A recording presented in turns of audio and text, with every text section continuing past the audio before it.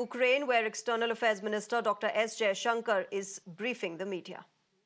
Held these with President Zelensky. This happens to be their fourth meeting. They had met initially in Glasgow in November of 2021, then in Hiroshima in May of 2023, and then most recently in Puglia in Italy in June of 2024. They've also had 7 teleconversations. In the discussion, obviously, a significant part of it was devoted to our bilateral relations. There was a discussion about trade, economic issues, defense, pharmaceuticals, agriculture, education. There were a whole lot of issues. You will see much of that reflected in the joint statement, which has been released already, or will be released very shortly. The leaders also, I must share with you, tasked the Intergovernmental Commission, of which Minister Kuleba and I are the co-chairs, to specifically focus on rebuilding our trade and economic relations, which had gone down in recent times. And we certainly look forward to having an early meeting of that body, definitely by the end of this year. While this is the first visit, I think you all appreciate that there is a very clear context in which the visit is taking place. And obviously, much of the discussion was spent with regard to the war in Ukraine. So before I come to exactly what was discussed, I just want to give a little bit of background here, which is that there have been a number of public positions taken by India and by the Prime Minister on this subject. A little more than 2 years ago, he had actually publicly said that this is not an era of war. He had also underlined that dialogue and diplomacy are the key. Most recently, he emphasized that the solution will not come out of the battlefield. And obviously, we find the civilian and humanitarian toll of this conflict particularly distressing. It's also India's view that the two sides need to engage each other to find a solution. Now, I also want to, I'll come to the joint statement, but there's a particular segment in the joint statement which pertains to the conflict. So let me read that out,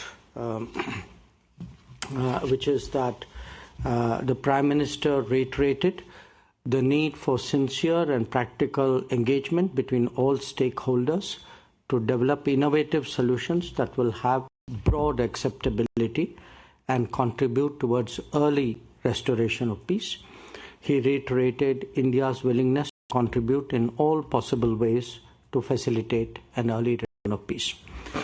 Now, while I read that part out from the joint statement, again, just to refresh your memory, or for those of you who may not be entirely aware of it, I would like to remind you that in the past, India has actually been actively associated with various efforts led by various countries in this regard. We supported the Turkish effort in 2022 to open up the Black Sea grain corridor. In September 2022 also, Prime Minister Denis Shmyhal actually took up with us the concerns regarding the Zaporizhzhia nuclear power plant at that time.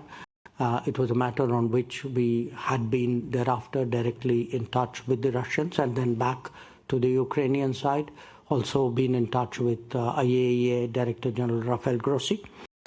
And at various other points of time, we had also taken public positions cautioning against the danger of escalation.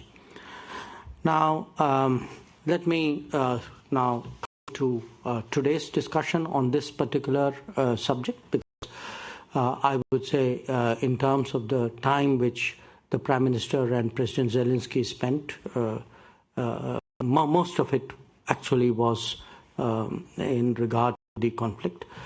So here, the Prime Minister spoke about our position, which I have summed up for you, that there's not an era of war, that dialogue and diplomacy are key, so the solution will not come out of the battlefield.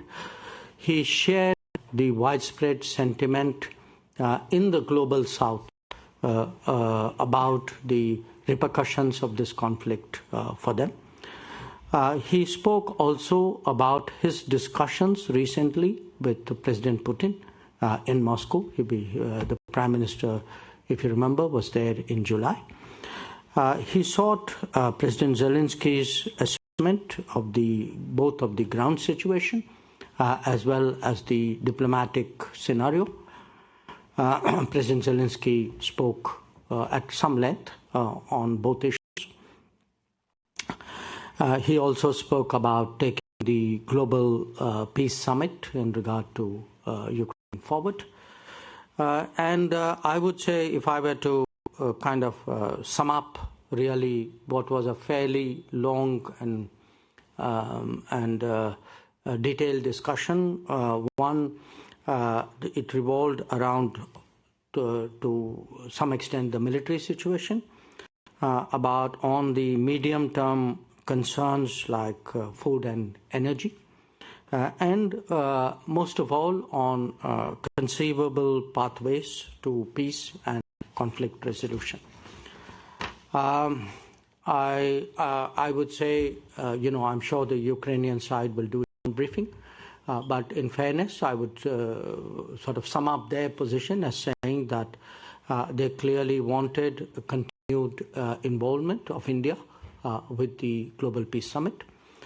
There was also a discussion about what could be effective ways of taking these discussions forward, not necessarily within the format of the summit. There are obviously multiple possibilities here and multiple views about those possibilities. So what I can say is that it was a very detailed, a very open, in many ways, a very constructive discussion. And if there is, any further development in that regard, we will obviously keep you all informed. With regard to other issues, I think the best that I would do, because we have a paucity of time, would be to refer you to the joint statement. I'm summing it up very succinctly. I'm not touching all points. But in the joint statement, I want to emphasize that the Prime Minister and the President reiterated the readiness to further cooperation in upholding principles of international law, including the UN Charter, such as respect for territorial integrity and sovereignty of states. As I said, they spoke about the summit on peace in Ukraine. The last meeting was in June of 2024.